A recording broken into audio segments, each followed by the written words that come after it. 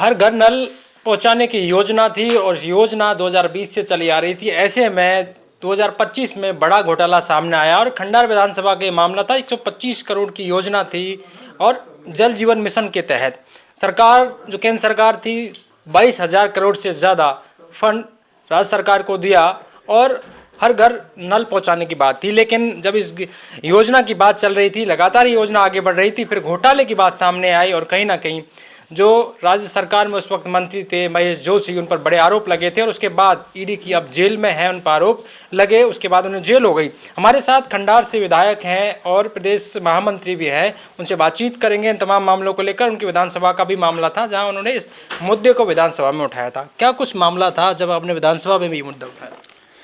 देखिए, 2025 के budget session के अंदर मैंने ये मुद्दा उठाया।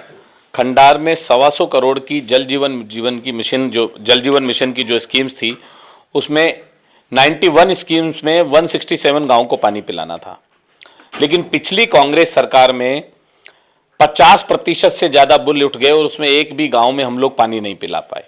मैंने 2025 में मुद्दा उठाया, माननीय मंत्री जी ने कमेटी बनाई और उसका कमेटी का निर्णय भी आ गया। माननीय मुख्यमंत्री जी से मेरी मुलाकात हुई, मुख्यमंत्री जी ने कहा कि इनके खिलाफ कार्रवाई कराएंगे और कल इनके खिलाफ 16 सीसी का नोटिस जारी हुआ है।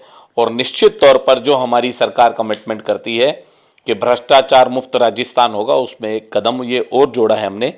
और इनके खिलाफ कार्रवाई होने का मतलब है राजस्थान में किसी भी भ्रष्टाचारी ऑफिसर को हम नहीं छोड़ेंगे। क्योंकि ये जो योजना थी, बड़ी योजना थी और पानी की जो समस्या है राजस्थान में सबसे ज़्यादा है, तो ऐसे में पानी के लिए हर घर नल की बात चल रही थी। इस योजना को लाया गया था, लेकिन पाइपलाइन हो चाहे अन्य इक्विपमेंट्स हो, सब में घोटाले की बात सामने आई थी।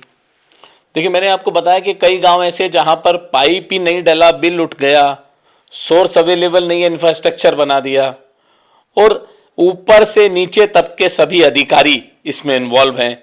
हमारे पूर्व मंत्री जो महेश जोशी जी हैं, वो भी अभी जेल में हैं।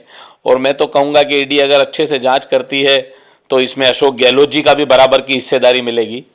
मैं तो इतना ही कहना चाहूँगा कि भजनलाल सरकार जीरो टॉलरेंस पे काम कर रही है और हम किसी भी भ्रष्टाचारी ऑफिसर को बर्दाश्त नहीं करेंगे और छोड़ेंगे नहीं। अशोक गहलोत लगातार आप आरोप लगाते रहते हैं, अभी उन्होंने ट्वीट किया, उससे पहले भी लगातार लगाते रहते हैं, तो क्या कहेंगे? वो भ्रष्टाचार की बात करते हैं कि हर चीज़ को लेकर कहते हैं कि सरकार को घेरने का काम कर रहे हैं।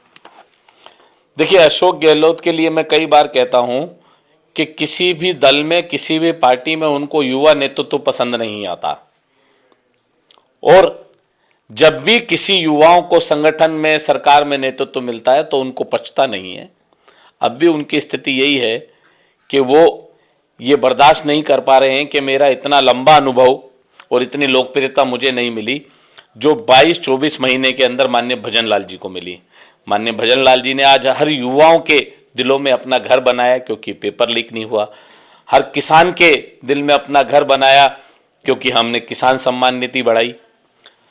हर व्यापारी के मन में माननीय प्रधानमंत्री जी ने घर बनाया क्योंकि हमने जीएसटी, अपनी सरकार की अर्निंग को कम करना कोई बड़ी बात नहीं, छोटी काम नहीं है, ये बहुत बड़ा काम है। अपनी सरकार की अर्निंग को जीएसटी के रेट कम करके माननीय प्रधानमंत्री जी ने व्यापारियों के घर में घर बनाया और उसका बहुत बड़ा परिणाम अभी हमें देखने को मिला बिहार में।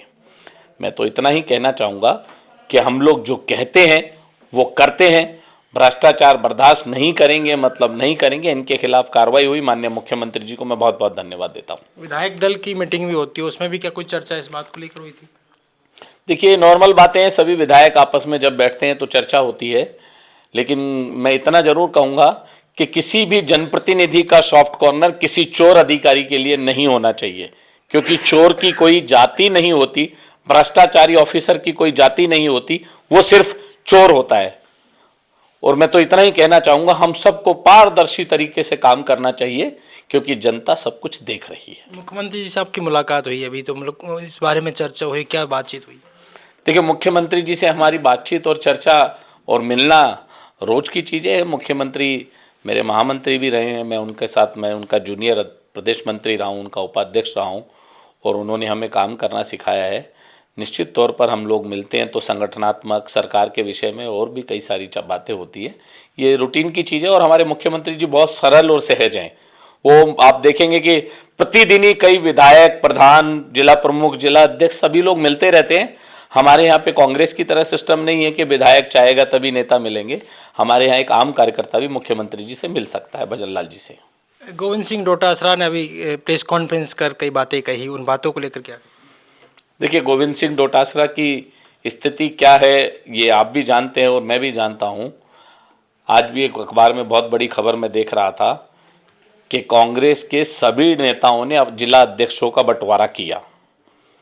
उसमें डोटासरा जी का भी जिक्र था, गहलोत साहब का भी जिक्र था, सचिन जी का भी जिक्र था और भी कई नेताओं का जिक्र था।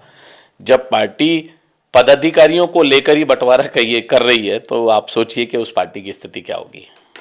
अब क्या आने वाले वक्त में जिस तरह से जल जीवन मिशन की बात लगातार चलती है, क्या अब अधिकारियों पर कार्रवाई की आप बात कह रहे हैं कि अब वो पानी मिल पाएगा, लोगों को सही से काम हो पाएगा? निश्चित तौर पर मैं तो खंडार की जनता को इंश्योर करना चाहूँगा कि इनके खिलाफ कार्रवाई होने के बाद नई स्कीम आएंगी और हमारे खंडार के अंदर घर घर पानी देने वाला हमारा जो संकल्प पूरा होगा। माननीय प्रधानमंत्री जी का जो सपना है वो भी पूरा करेंगे हम खंडार में। देखिए, हमारे साथ ये थे प्रदेश महामंत्री जितेंद्र गोठवाल, जिनसे खास बातचीत हुई। खंडार के विधायक हैं, इन्होंने एक बड़ा मुद्दा उठाया था और उस मुद्दे को लेकर ये साबित हुआ है कि उसमें भ्रष्टाचार हुआ है, क्योंकि 125 करोड़ की जल जीवन मिशन की योजना के तहत टेंडर पास हुए थे। तमाम अधिकारियों ने कहीं ना कहीं उसमें घोटाला किया है और जो संवेदक हैं उनकी घोटाले की बात सामने आई है। जो जांच हो रही है, किस तरह की कार्रवाई आगे होती है देखने वाली बात होगी। साथ ही साथ इनका कहना है कि आने वाले वक्त में जल जीवन मिशन का काम और तेज गति से होगा और जो कोई भी भ्रष्टाचार करेगा उसे बख्शा नहीं जाएगा। पॉलिटिकल पंचायत के लिए जयपुर से दर्शक।